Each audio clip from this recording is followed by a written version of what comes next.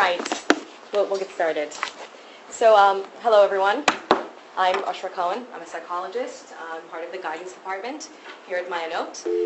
The first session is starting now, and it will conclude at 11:30. The first session is starting now and will conclude at 11:30. So as I said, Oshra Cohen, part of the guidance department at Iyun. And what I'm hoping to talk about today, it's a really big title, the Psychology of Teshuvah, huge title. We're really just going to touch on a few very small ideas within this very, very broad topic. And what I'd like to do is maybe take a little bit of a different perspective on Chuba. So much has been said about Chuba. We've taken Chuba to be a process of reformation, of correction. I would suggest to you, and I welcome feedback, this is a conversation, I would suggest to you that Chuba really is a process of transcendence. It is a way for us to overcome our boundaries and limitations within this world. So Dr. Jakob Chuba and Dr. Nira Lieberman, two psychologists, propose that when we think about the past, or when we imagine the future, envision the future, what we're really doing is we're traversing a single dimension, psychological space. Now, this psychological space could be in time, between the past, the present, and the future. It could be social, me versus other, but that's what it is. It's a way of traversing space that we wouldn't be able to do otherwise. The farther the space, the further in the past it was, the more into the future we're thinking about, the more different the other individual is than me, the more abstract this process is, the more difficult it is to do. And I propose to you, and we'll explore this idea, that Chuba is a framework to do that. Chuba is a way for us to be able to traverse that psychological distance. Not only is it a framework, but it's actually a recipe. We are given a way to do this that is concrete, step by step, that we can follow. It is a way of bridging that gap. So Chuba is not necessarily about fixing the bad. It's actually about self-enhancement. So let's take a look at some of the assumptions we make. Now, when I use the word assumptions, I want to be very clear. Assumptions doesn't mean they're incorrect. An assumption could be correct. But calling something an assumption means it's worthy of an evaluation. Let's look at it. Let's think about it. When we think about Chuba, we often think about Chuba as it's an unfortunate remedy to the human condition. You know, people are broken. Broken people break things. So Hashem, in His infinite mercy, has given us Chuba as a way to fix. It's a patch. You broke it, all right. You know, it's okay. It's not the end of the world. Do Chuba. We're going to put a patch. You're going to move on. Chuba is a safety net for the weak. Let's be honest. You know, if you were good enough to begin with, you wouldn't really need Chuba. So, but if you're like me, and you're not necessarily so perfect to begin with, so now we give you Chuba, but the people who are good enough, they don't really need Chuba. Chuba is a lofty ideal, not really a reality. So Chuba, certainly, Chuba, we can all agree, Chuba is for the masses. Of course, anyone can do Chuba. But real Chuba, genuine Chuba, that high level that the Rambam talks about, that is the ultimate, and that you will never sin again, that's for those special people. The rest of us, you know, I did Chuba, I try, I fell again, I'm going to have Kabbalah tomorrow in davening. Okay, so maybe I did, or maybe I didn't, and we just go through this process. It's not a reality necessarily. And finally, Chuba as a moment in time. Do Chuba, right now, right this minute. You made a mistake, feel bad, say you're sorry, make sure you're not going to do it again, you're done. We'll go through these assumptions, many of which might be correct, but we'll evaluate if there's a different way to view them. So let's start with our first assumption. Chuba as a necessary evil because people break things. Or is it really a beneficial requirement? So I will turn your attention to our first source. Amar Rav Abahu ben Zira, Gdola Chuba shekadma levriyat haolam. Rav Abahu ben Zira says, Chuba is so great, it preceded the creation of the world. Shene'emar, b'terem marim yuladu teshav eno shataka. So Rav Abahu says, Chuba was there before the world. Now let's think about that for 1 minute. There were no people. There was no one to break anything. There was no world. There was nothing to break. But Chuba was already there as a prerequisite to the world, to the universe, to creation. Let's take a look at our second source. Rav Shlomo Aviner in his Sefer writes, אדרבה, נחלת העשייה בעולם הזה הינה רציפות של סיבוכים, משברים ונפילות לאין סוף.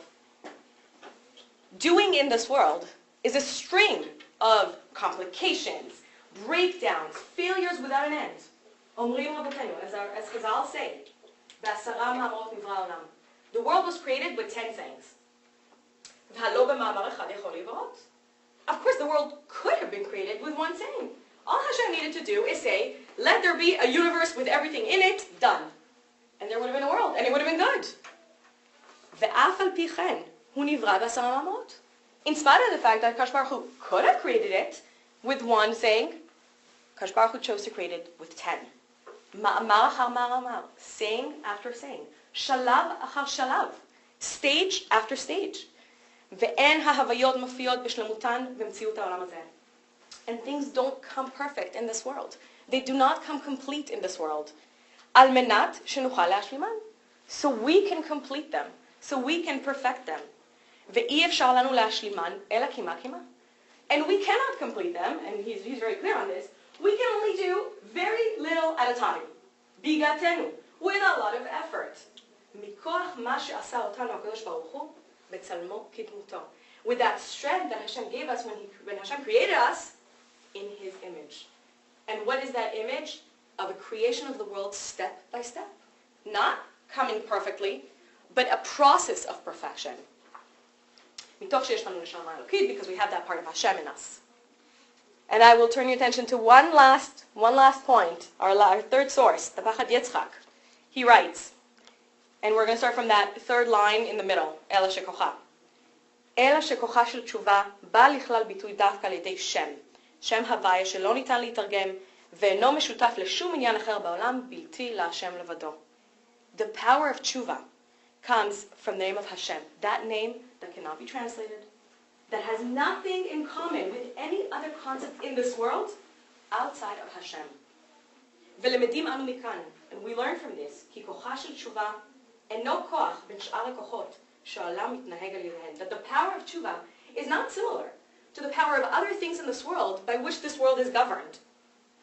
אלא שהיא הוויה חדשה מעיקרה. It is a completely new construct, completely new concept. דכוונתו הפשוטה של שם הוויה היא המחיה ומהווה וממציא את כל המציאות כולה ומחדשה בכל רגע ורגע מאין המוחלט אל היש הגמור. Because the simple meaning of this name of Hashem, this is the name that sustains, that creates, that rejuvenates all of reality every single minute. From a complete nothingness to complete existence. ומכיוון שאין שום ביטוי למקורה של מידת התשובה מלבד שם הוויה. And because there is no other source for tshuva outside of this name of Hashem, הרי שהתשובה היא בריאת יש מאין, במהדורת סמינן. Therefore, tshuva is really a way of creating something from nothing. Not a way of fixing what is already there, but a way of creating a new reality which has not existed before. So is tshuva really a necessary evil, or is tshuva really a beneficial requirement? A way for us to create something from nothing. Let's take a look at and if you have any questions, just please interrupt me. Let's take a look at our next assumption. Tshuva, if you're good enough, you don't really need tshuva. So regardless of what you think about too big to fail in the financial sense, it's very clear that Tanakh does not believe in too big to fail. As Tanakh goes on and on telling us about all the great people who fail, ongoing, continuously. So we have Sarah. Sarah laughed. She shouldn't have laughed. She was a great woman. She laughed. Moshe Rabbeinu, the greatest Navi to have ever lived, hit the rock. Should have talked to the rock. Yonah. We read the story in Yonah on Yom Kippur. Holiest day of the year. Certainly the story of Yonah is a story about Chuba. Nineveh, they took the Tochacha, they took it to heart, they did Chuba, absolutely. But Nineveh is almost secondary to the primary story, which is really about a man who's a great man, a Navi. Hashem speaks to him. And yet, one step after another, he keeps making mistakes. First, he doesn't want to do what Hashem tells him. What's up with that? Then, he tries to run. Can you really run from Hashem? Then, he finally does what he's supposed to, but he's all upset about it. He's sitting there, crying about the Kikayon. It is the story of a man who fails. Why? Why do we need to ongoing, continuously hear about people who fail, because there's value to failure. Because failure is really a means of growth. We learn more, and many a study will indicate this. We learn much more when we fail than we do when we succeed. And therefore there is room for that, because that is a means of growth and progress. Practice really doesn't, what we tell our kids, practice makes perfect. It is true. Practice does make perfect. Our third assumption. Chuba is an ideal. Real Chuba. That kind of fundamental change, that's it's not for everybody. That's for certain people who can do it, but the rest of us, not really possible. So let's think about this for 1 minute. Really what we're saying here is that for a fundamental Chuba, for creation of something from nothing, there has to be a fundamental change. Now what's more fundamental than the way we're wired? Right? I hear this in the office all the time. People will come in and say, I can't help it, that's the way I'm wired. Implication being, if I'm wired this way, then I cannot change that. Is that true? So I figured that you probably don't want to listen to me speak for 40 minutes, so we'll spend 2 minutes listening to somebody else speak about our thoughts. Scientists believe that the brain was static, unchanging, and locked, but our understanding has changed drastically to the point where we now see the brain as plastic and constantly changing. But what if I told you that simply thinking could affect not only the way your brain works, but its physical shape and structure as well? It turns out this is exactly what happened. From a neuroscientific standpoint, imagining an action and doing it require the same motor and sensory programs in the brain. For example, if you were to close your eyes and imagine the letter B, the primary visual cortex lights up in the same way it does when you look at the letter on the screen. Take a moment and imagine yourself writing out your signature with your dominant hand. Chances are, the amount of time it takes you to simply imagine doing it is similar to how long it actually takes to write it out. Try doing the same thing with your non-dominant hand and it actually takes you longer to write and imagine. How is this relevant? Well, because imagination and action are actually integrated and engage the same neural pathways, practicing one actually influences the other. One fascinating study took 2 groups and had them practice piano for 2 hours a day, except one group was only allowed to use mental practice. They couldn't touch the piano, but would sit in front of it and imagine practicing. The surprising result? The exact same physical changes took place in the motor cortex of both groups. And after 3 days, their accuracy in playing was the exact same. Beyond 5 days, the physical practice group did begin to excel faster, but the imagination group, when given the chance to practice physically, was able to catch up to their skill level quickly. Perhaps more incredible is an experiment which used imagination in an effort to strengthen muscles. Both groups did the same bigger muscle exercises for 4 weeks, though one group simply did it mentally. Those who actually did the physical exercise increased their strength by 30%, while those who imagined doing it increased their muscle strength by 22%. This is because the neurons responsible for the movement instruction were still being used and strengthened, resulting in increased strength when the muscles actually contracted. So, while your thoughts don't have some mystical or magical power, mental practice is an effective way to prepare for a physical skill. Each thought actually changes the structure and function of your brain by affecting the neurons at the microscopic level. Though, as much as we wish you could sit there and become the next Mozart, it won't happen without a lot of hard physical work. But a little imagination never hurts. This episode of ASAP Science is supported by Oshra. All right. So we can all agree, hopefully, at this point, that our thoughts are very, very powerful. But you're going to look at this and you're going to tell me, okay, Dr. Cohen, that's fine. So our thoughts are very powerful. And if I was lucky to be born with a mind that is wired in the right way to serve Hashem in the best possible way, to be a nice person, to be giving, to do chesed, so good for me. Great. But maybe I wasn't wired this way. Maybe my brain is wired to prefer to read another 10 pages in the book rather than spend another 10 minutes davening. Maybe my brain is wired to make fun of my friend as opposed to be nice to her. Maybe that's the way my brain is wired. So then what? Well then, I will turn your attention to spider phobias. Fear not, we will not have a spider here. But let me tell you a little bit about spider phobias, arachnophobia, or really any kind of phobia. So people come into the office and say, I got a fear of spiders, it's interfering in my life. There was a spider in my house, I had to run out. It's not working out. The kids bring spiders home, they think they're pets, I freak out, it's not working out. Please help me. Okay? So after getting to know them and spending time and developing rapport and all those good things, we say, okay, So let's start talking about your spider phobia. When you think about spiders, what is like the scariest thing you can imagine? Most people will say having a spider on my hand. That's the scariest. If I had it on me, I could not tolerate that. Say, okay, great, we're going to put that as your number 10. When you think about spiders, what is the least scary thing you can imagine? The scary thing, seeing the word spider written.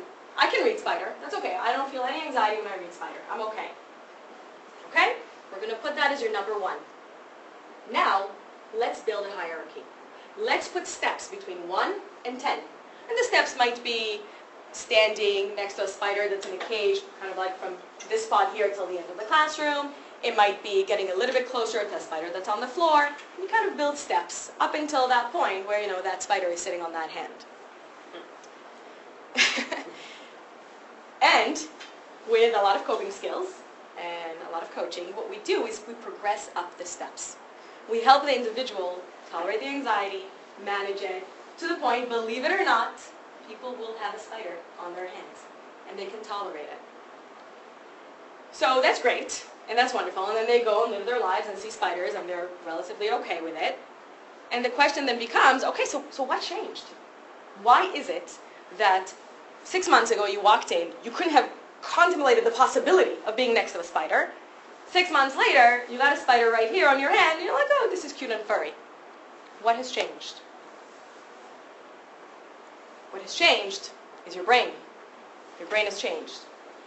In this study, they did spider arachnophobia exposure, spider exposure. Now look at this brain pre-treatment. The details are not so relevant, but what you need to know is that this spot here lights up. When we're scared of spiders, this is where it lights up. Post-treatment, no light. What has changed in the brain? We're going to take a look at our 5th source. And this is from, Cohen ran this study. It's from Neuroimage. And they write, we'll start from these findings.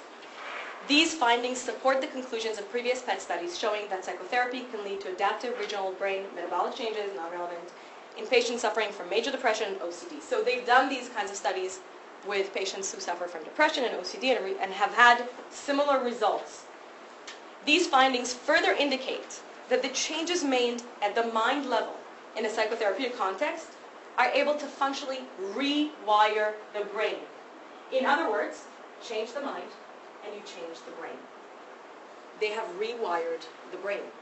So these hard wires that we talk about, the ones that we cannot change, can be rewired. We have a lot of studies that are coming out now about the use of mindfulness meditation, right? So there's a ton of fMRI studies coming out where individuals who suffer from cancer or other debilitating disorders, 15 minutes of mindful meditation per day, which 15 minutes is not a ton of time. Significant, obviously, we all run busy lives, but doable. 15 minutes actually changed the length of telomeres in people's DNA. These are the indicators that we have, chromosomal indicators of longevity and health. So we're actually changing people's DNA using meditation. We can change. We can change on a very fundamental level to the point where we are no longer that person that we were before. Any questions? Any doubts? Well, just so you're saying that physical disease Physical disease. is changed by your... Mindful meditation. Profound. And there are more and more studies coming out every day. We are really just at the cusp of understanding that mind and body connection. But it's there and it's profound. And it does change, it changes the physical piece in us. Not just, again, is change the mind, you change the brain. So we can help it and we can change it. And I propose to you that Chuba is that framework. Chuba gives us a framework to be able to do this. Let's address our last point, which was Chuba is a moment. I think we say this all the time. Certainly we say this when we're frustrated. Someone does something and our automatic reaction is, okay, so just stop it. What's the problem? Just stop doing it. Right now, say you're sorry and fix it. But I think we all recognize fundamentally that Chuba really has to be a process. Chuba is it's not a moment. And Prochaska and De Clemente in their transtheoretical stages of change model formulate a way a process by which we undergo change. And they start off with pre-contemplation. So think a little bit of pre-contemplation is that stage where I didn't do anything wrong. There's nothing wrong. I have nothing to change. I'm fine. We're not even thinking about it yet. There's nothing there. Once we get to contemplation, that's when we start thinking, I probably should daven every day. I probably shouldn't tease my brother all the time. I probably could speak a little bit less Lashon Hara. We haven't done anything about it yet. It's just those moments where we're contemplating the possibility of change, but we have not actually taken any action towards it. When we get to preparation, that's when those thoughts become planning. That's when those thoughts start to take form. You know what? I'm going to spend an extra 5 minutes having kavana during the first 3 brachos of Shmoneh Esrei. I'm going to take that 1 hour a day. I'm going to try not to speak Lashon Hara during that 1 hour. We're testing the waters. We're trying it out. We take those 5 minutes and realize my Ron still wonders. We try that 1 hour and realize an hour is a really long time. I probably should start with 5 minutes of not speaking Lashon Hara. That's where all this planning happens. Once we're ready, once we've tested the waters, we've attempted different things, that's when we're ready for action. That's when the behavioral change occurs. That's when I got my 5 minutes, I wake up an extra 5 minutes because I need to have kavana. That's when I make sure that my half hour, I sign up on that list, that's my half hour for no Lashon Hara, and that's when I'm going to do it. That's when all this happens. And obviously, the culmination of this process has to end with maintenance, because behavior is only worthwhile at the end if we can stick with it over a long term. And that's the big challenge. Now, there are purposely no arrows here, because we go back and forth between all of the stages all the time. Many times we'll be in action phase. So I got my schedule, I learn. That's my thing, I wanted to learn more Torah, so I got my learning, and then the Yom Tovim come. And things get really busy, and things get hectic, and I miss my shiur once, and I miss my shiur twice.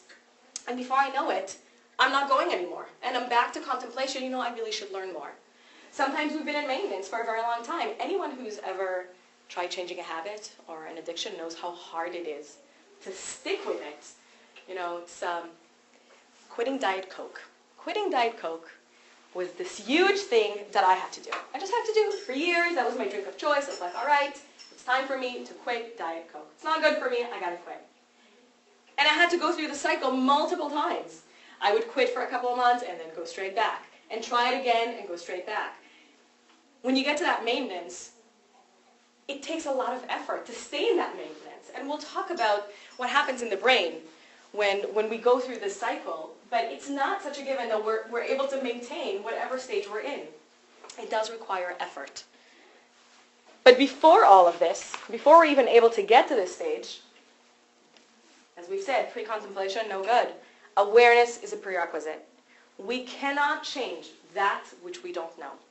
If I don't know there's anything wrong, if I don't recognize that there is something lacking, well, then how can I change it? Awareness is necessary. And Rav Nachman in Likutei Maharan recognizes that. In your source number 6, he says, "Hatshuvah tzricha liot b'shlosha tnaim." In order for tshuva to happen, 3 conditions need to be present. Shir'eh be'enav, a person has to see with their eyes. Uve'oznav yishma, and hear with their ears. Ulevavo yavin, and their heart understands. Vashal, and then he will return. כי צריך האדם לשום עינו וליבו היטב על דרכיו, ולהסתכל על תכליתו הנצחי. A person needs to pay attention, look, think about their ultimate purpose, וליישב את עצמו, and settle themselves within it, היטב היטב, very well. ולשמוע היטב כל דברי רבותינו הקדושים, and listen to what Chazal are telling us, what our rabbis, what our teachers, what our spouse is telling us, our children, our family, the people around us. ואז יזכה לתשובה באמת. And then he can really merit tshuva. You've got to see it. You've got to know. And in order to see and know, we got to listen. We got to listen to the people around us. What feedback are they giving us? Sometimes that's a hard thing to do. We tend to get defensive, when we think that we're doing something wrong. We got to listen to that voice within ourselves. That's also hard. That voice that comes up, it's like, I should have more kavanah. I'm always in such a rush. It's not my fault. That's our own defensiveness. It's hard to listen and it's hard to hear, but that's the only way we can really change anything. And then, well, good news. Then we have a recipe. And what is the recipe? we have to care. So what does that mean? How do we care? First off, cease. You have to stop. We cannot change a behavior that we're still engaged in. So if as I'm speaking to my friend, talking Lashon Hara on the phone, I keep saying, no, I really should stop saying Lashon Hara. But you know what I just heard? It's not going to work. I'm just not going to stop speaking Lashon Hara. You have to stop the behavior. As long as the behavior is still present, no change can occur. Now, look, it sounds really easy, and we say this to the people around us all the time. Certainly, I feel like, I sometimes say it to my kids. So just stop it. What's the problem? Just stop doing it. Stopping is very, very hard. As physics teaches us, inertia kicks in. An object in motion will stay in motion. An object at rest will stay at rest. Unless we apply force. That's what it takes. This first step, we need to apply force. We got to push. This is where that big push comes in. I'm going to do it. I'm going to take that step. We got to force it. Let's look at the Rambam in source, what should be number 7. Because the Rambam basically runs through this. He gives us this formula, this recipe. And he says, Umaya Chuba. So what is Chuba? Sheyazov hachoteh chet'o. The sinner must abandon the sin. You got to stop it. V'yasiro mimachshavato. Remove it from his mind. V'igmor b'libo. Take it upon his heart. Shelo yaseu od. He's just not going to do it again. Shene'emar yazor shadarko. V'chen itnachem al shavar. And we need to have regret about what happened. Shene'emar v'achre shuvi nichamti. V'ya'id alav yodea ta'alumot. And the one who knows all the mysteries of the heart will testify upon him, shelo yashuv lezeh achet le'olam, that he will never return to it. Shene'emar ve'lo ne'emar od ki Elokenu lema'aseh yadenu, וצריך להתוודות בשפתיו ולומר עניינות אלו שגמר בליבו. And he adds at the end, don't forget, you gotta confess. Have to admit you did it. So let's think about this for a minute. Why? Why? If I've already changed, I know I did something wrong, I feel really bad about it, I changed it. Maybe I've even started engaging in some pro-social behaviors. Good things. I'm doing nice things. I'm nice now to people. Why do I have to admit it? Why make me feel bad about it? Why do I have to say it? Because there is value in the confession. In your source number 8, this is a study that was done on victims of crime and perpetrators of crime. And they write, Wiener et al. Writes in their conclusion, confession was found to have strong beneficial effects, particularly when given without a prior accusation in an ambiguous causal situations. Confession is good. Confession is good for the individual confessing because they get to own it. And when we own something, we have control over it. Only once we feel like we have control can we change it. Those things that we feel are outside of our control, we cannot change. Once we own it, it's ours, now we can change it. And of course, as expected, confession is obviously good for the victim because now there's a sense of you've taken responsibility. You've recognized you made a mistake. It heals that social rift, that tear that occurred between the two individuals, between a person and Hashem, between a person and themselves. So the benefits are all around for the confessor and for the individual, the victim who received the confession. So we need to admit. However, we cannot stay stuck in this stage. This is not the end. This has to be but one part. A lot of times people get stuck here. This is where the guilt comes. Oh, that guilt, the one that sits with you for a really, really long time. This is where it hits you. It is very important to be able to pass through this stage. We do need to experience some of that guilt, but we cannot get stuck here because this is not the end. Because that next step, this is where the change happens, when we reform. This is where the behaviors come into play. This is the stage where we say things like, you know what? I am going to be nice to her from now on. And we make that effort, and we take the opportunities, and we engage in the behavior. At the end of the day, most of us really only care about this stage, right? We've all been there. You're sitting in a restaurant waiting for your friend. Once again, he or she is 25 minutes late. They run in and say, oh my gosh, I'm so sorry I'm late. At some point, the attitude is, I don't care that you're sorry. You've done this 100 times. I stopped caring you're sorry. Just change it. Just stop being late. This is the piece where people change. This is the piece where instead of being 25 minutes late, We make sure to be on time because we know it bothers the other person. This is the piece where instead of sleeping in that morning, we kind of drag ourselves out of bed and, you know what, I am going to make it to Minyan. This is the piece where instead of saying, I'm so tired, I can't make myself go to that shir, we pull ourselves out of the house and go and listen to that shir. This is where it happens. Now, obviously, that sounds very easy to say. This is where most of the effort lies, in the doing, in the action. Think of this as a little bit like your drive home from work. We all have the way we take, right? This is how I get home from work. I take, route this to this street, I make a right, I make a left. The more you do it, the less you think about it. To the point where we get in the car, we're on the phone, we're holding a million things, we're thinking about things, but still somehow we made it home. I didn't think about when I should turn right, I didn't think about when I should turn left, I just went. It became automatic. Habits, behaviors are just like that. The more we do them, the more automatic they become, the less we think about it. Now, what if you decided, I'm going to take a new route? Now, you really do have to pay attention because you're going to get into that car. If you're not paying attention, you're going to make the right instead of the left. You're going to take that old route instead of the new one. Effort has to play a role here. If you pay attention and you repeat the new route over and over, day 1, day 2, day 10, day 100, day 5,000, it becomes automatic. You stop thinking about it. But that's what it takes. It takes that level of repetition in order for it to get embedded, in order for it to change the way we are. And of course, the ultimate culmination is in eliminating relapse. It's good to do the right thing. It's great to do the right thing. We got to stick with it. And that's hard. This is not a process that's easy because that pathway in the brain, that A going to B versus A going to C, it's still there. It's still there. True, the more you engage in the new behavior, the quieter that voice is, the less well-traveled that path becomes. But until then, it's still very powerful. And if you don't pay attention, it will come back. So there are a few things, this is the bad news, but the good news is there are a few things that we can do that make us more likely to be successful.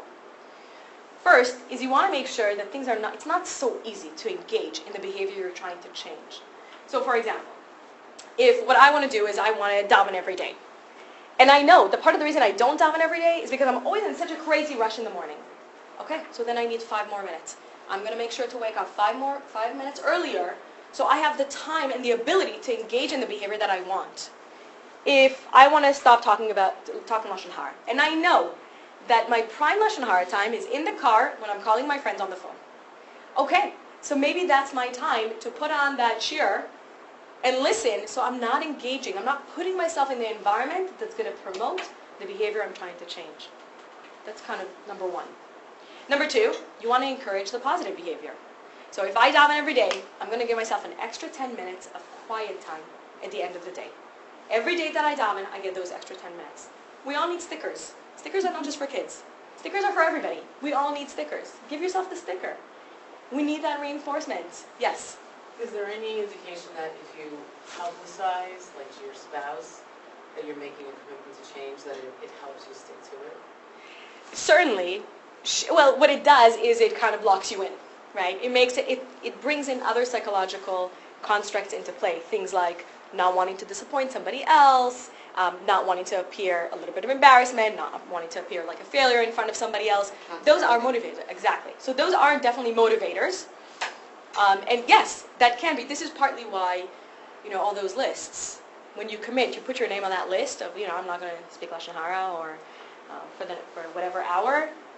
So, you got to take a look at the list because if you are going to be speaking Lashon Hara during your hour, just make sure to not call somebody else who's on the list. They know you're there. You got to think about that, right? So it gives you pause, which is important. Absolutely. Anything that's going to be a motivator for you can be worthwhile.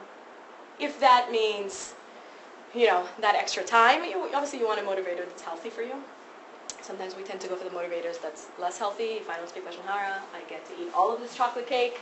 Maybe that's less good, but there are plenty of positive motivators that we can use. What we do know is when you do it with someone else, that's a huge motivator because we're social beings. So the more we do with others, the more we're able to reinforce each other. And so that when one person is about to falter, the other person pulls them up. that's incredibly helpful. That we do know is very useful, which is why often we'll give people coaches. A lot of things like AA, NA, all of these organizations, they all have a social component base, where there is a coach and you have peers and you're engaged in a social interaction. It's a big motivator. Okay. The other thing that is important here, and we've already spoken about this, is repetition. Repetition is key. And I want you to think of repetition as that step-by-step process. That's what it is. It's doing it again and again and again and again until it becomes automatic. So having said all of that, having looked at Chuba really as this positive construct, when we go back to the source, Chuba, what does it mean? It means, literally the word means lashuv, to return. What are we coming back to? We're coming back to that part of us, that's the Tzelem Elokim. The part of us that emulates Hashem. The part of us that is able to say, Hashem took it one step at a time. Hashem said one saying at a time. I too can do this. What do we call someone who's done Chuba? Well, it depends. Sorry? Right, so it depends where you come from, right? If you're Israeli, you probably call them a chozer b'tshuva, which is again, a chozer, milshon lachzor, to return. It's another way of speaking of Chuba. If you're less Israeli, then you call them a Baal Chuba. What is a Baal Chuba? Baal means to own, all right? The master. Mastery is built into this, but mastery can only be obtained through repetition. There are lots of studies about this. There's a little bit of controversy about the numbers, but the popular saying is that it takes about 10,000 hours of practice to become a master at anything. Regardless of whether or not it's 10,000 or 8 or 50, I don't know, but the point is, repetition is required for mastery. That's what it takes. It doesn't come in a second. It's not a single trial learning. It's not a 1 minute. It requires repetition. It requires effort. That's how we create this. And we kind of end with our last source. The Rambam says, Ezohi Chuba Gmura. What is that complete Chuba?